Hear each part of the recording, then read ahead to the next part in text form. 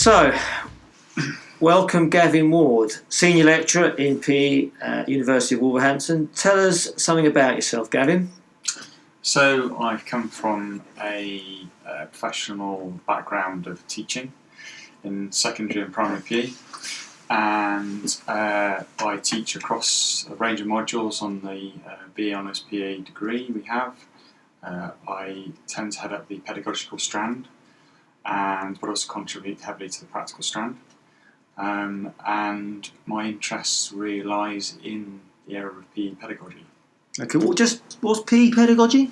So PE pedagogy is about the relations between the child, the subject matter, and the teaching. And so when you're teaching children, you're playing with those interrelations for particular purposes.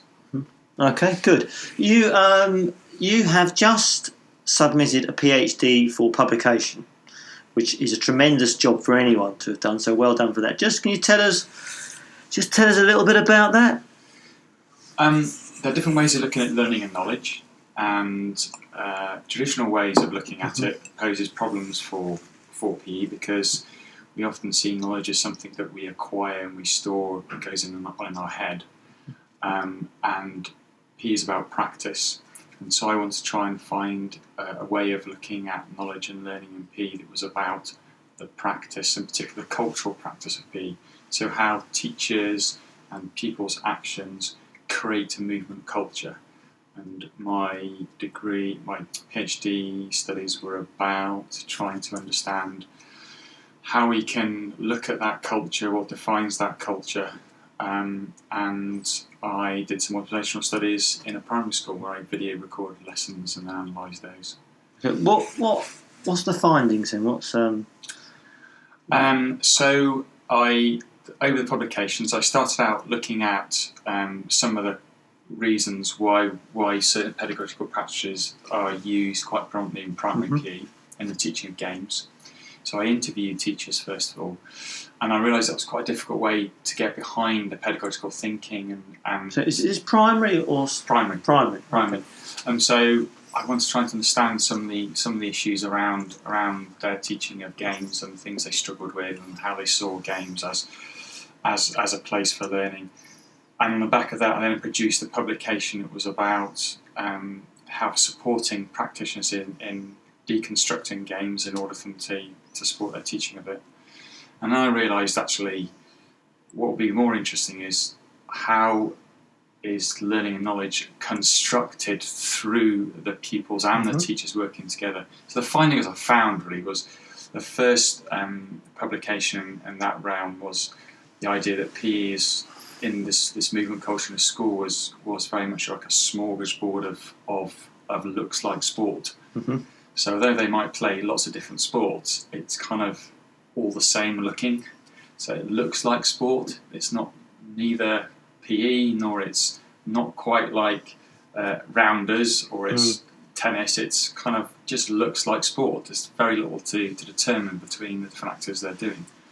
So soccer without a goal? Or well, no, just look like busy active sports participation, but it wouldn't necessarily be football as we would recognise it.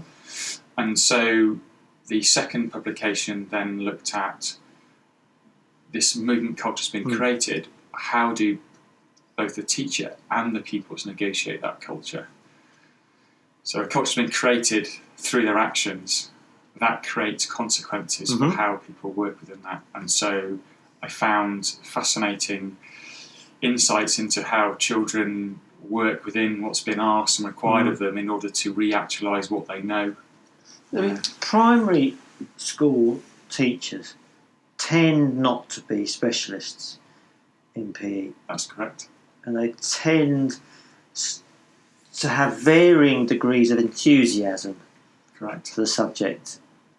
And the extent to which their actions then convey whether this is something that kids pick up on must vary massively. However they then want to go and teach, whatever the activity is. What's the enthusiasm to get involved in being moved, to move, and what was the sort of the enthusiasm of the subject for me is actually is vital, far more important than actually what's being taught. If you've got an enthusiastic teacher, cross country can be made to feel interesting. Exactly. If the person goes, let's cross country, let's go out and do it. Yeah. There's all different purposes for pedagogical purposes, and it depends upon what your outcomes are. If your outcomes are about making people do lots of activity, then an enthusiastic teacher might be able to get lots of different things happening. I guess my point of departure analysis was, often we say PE is defined by policy, PE is defined by particular pedagogical practice. What I was trying to look at PE was, okay, we see those discourses circle PE and circle schools and try to influence. Well, actually what happens is the teachers and the pupils create something. And whether they're specialists or not, that wasn't a position I was taking. It didn't matter. In fact, when I reading about and understanding of primary PE, I think primary practitioners are the best people to teach PE because they understand the child, and the child is growing and the primary school developing. And if we chuck specialists in there, what tends to happen is they tend to privilege the subject matter before the child. And so the theoretical position I used was very much about this occupation of subject matter by children. So that comes from the writings of John Dewey, who tried to get over these dualisms that we get when we talk about knowledge and learning. And to overcome those, we think about the two things happening together, the child and the subject matter to come together. And often subject specialists can preclude, or they put forward the subject, you must learn this subject because I see it as important, I enjoy it, therefore you will enjoy it, and not necessarily think about the child within that. The more you know the child, the more you can personalise that nod of when they've tried really hard and not quite got there or done brilliantly, and you share in that, and that reinforcement. That's where you use and understand the pedagogical relationships. I think I was trying not to make a value judgment on the quality of physical education. I was trying to say one of the challenges when I was analysing data was not to sit as specialist PE teacher, just to understand what's going on. Because often we bash non-specialists and we talk about PE as it's lacking this or we don't see that. And that's not a helpful position for professionals who are teaching a subject who are non-specialists. I see my research actually as being quite useful in the way that I analyse the video material is not dissimilar to how a teacher might analyse their own teaching. But I've created this time because I'm looking at it and I think what I could do, my next plans are to use it as a professional development tool. So record teachers look at the cultural that they're creating and let them draw their own conclusions. Is that what they want? Is that how they see what the sort of culture they value? And then look at maybe some of the consequences that culture creates and create discussion around that. Sometimes the kids will be so enthusiastic to what's being done, and you get a massive discrepancy about how people pick it up. And I can see how a certain commentary will talk about this need for specialism, but you don't. I mean, the level in which they're working at is so much more than that. They're not. The teachers are unlikely to run out of knowledge before they're going to be able to motivate so many of the children. And we point things at PE that we just don't point at maths, where kids generally don't ever get to the same level of enthusiasm to go off and do maths outside of their school time with the same degree of vigour that some of the kids who come into PE lessons have engaged in lots of physical learning that they're quite keen to demonstrate to you as the teacher who they're trying to impress that what they've learned, and the kind of the PE teacher gets mixed up in that relation. Is that where you go? How does all that relate to the sort of movement culture stuff? So when you use Julie talks about learning as transaction, when you do transactional analysis of actions in PE settings, because you're not drawing from any particular dualism or type of separation, the activity is ongoing. So what you see, the knowledge and learning is ongoing. So children will come into PE, and I saw it quite interestingly, they will reactualise what they know. what the teacher was doing in this particular instance was creating a limiting structure of what she perceived to be tennis, which was for all sorts of reasons, which was pit-pat to each other in a controlled way. Now, some children just accepted that. Some children resisted that and then got told off.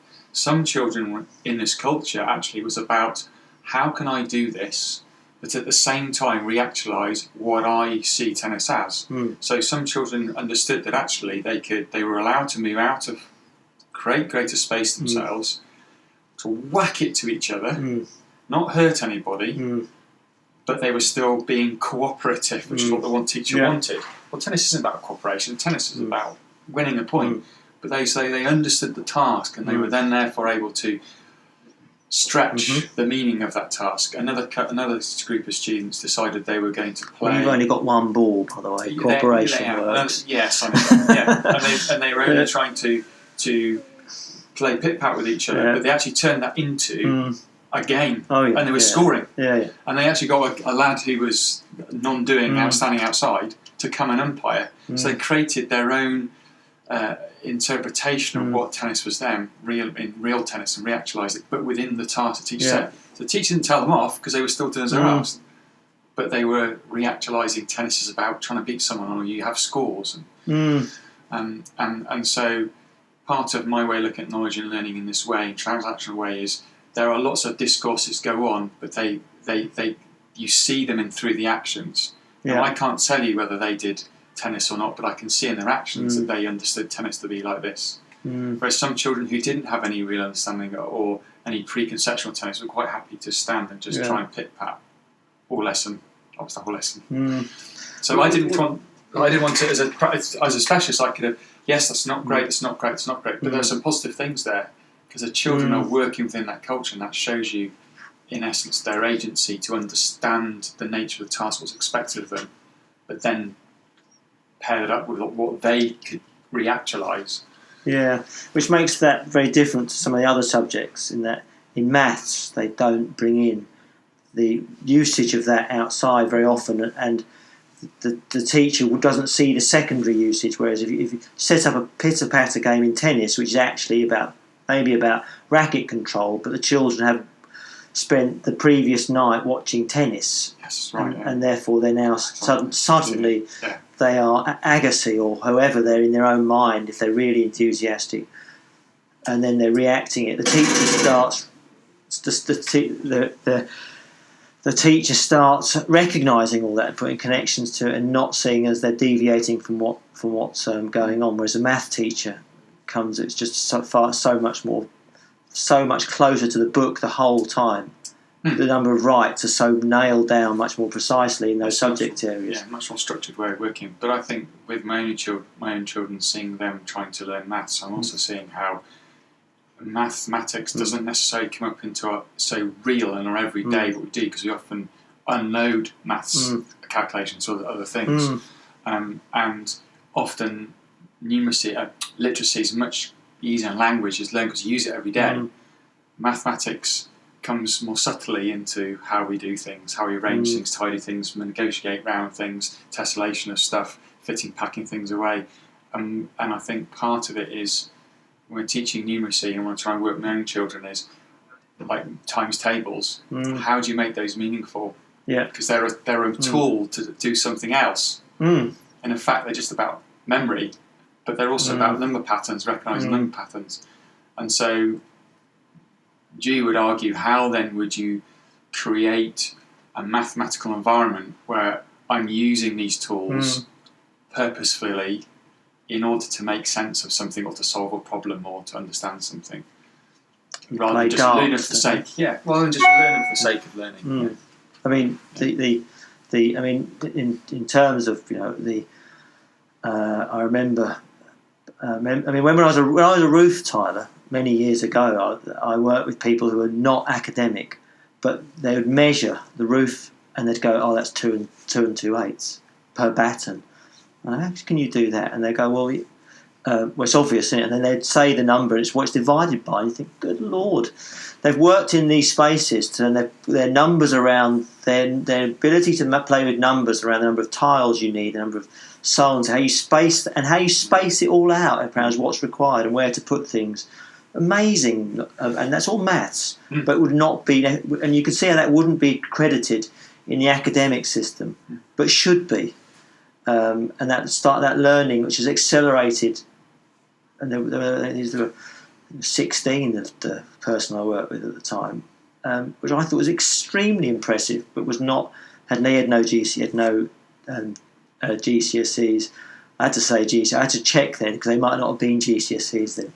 It's that long ago, and in some ways that you have in PE that those same kind of issues that people will rapidly learn and seek themselves to learn in different ways.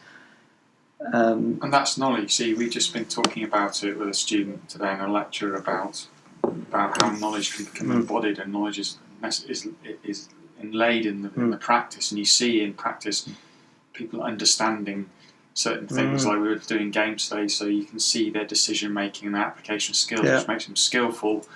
So they're using a technique in a tactical way and are timing the decision, and so you can see a lot of knowledge. And I think that's why I try to approach PE from the movement cultural angle, because it's about a learning culture rather than necessarily a piece of knowledge to acquire. Very good point. So what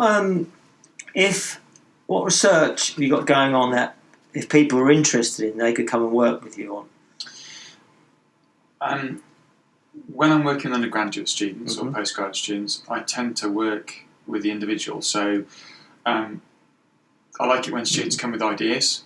I tend to approach research from a qualitative angle, and therefore what I get excited about is when a student comes with a particular problem or a particular question, and then it's working with that individual and supporting them through that process of finding the angle, finding the theoretical approach, creating a methodology, gathering and analysing the data. So, for example, I've got a student who's looking into the construction of ability in physical education at the moment. Okay. And I haven't published in that area. Obviously, I have a practical lecturing interest in it, because we do talk about construction of ability in practical areas. But that student then, therefore, we've thought about the angle they're trying to get on and supported their reading and creating that whole process, which I find is the personal interaction between the tutor and the student, which creates a great project. And if the student's got a great idea and it's about independent study, I'm there as the facilitator and the guider. And that's how I approach things. I think that's great until they go, well, what do I do next? Yes. And then how do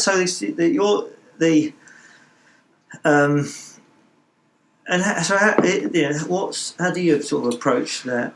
I've learnt lots of lessons through my own work with co-authors and my own work in PhD work, and part of professional practice and part of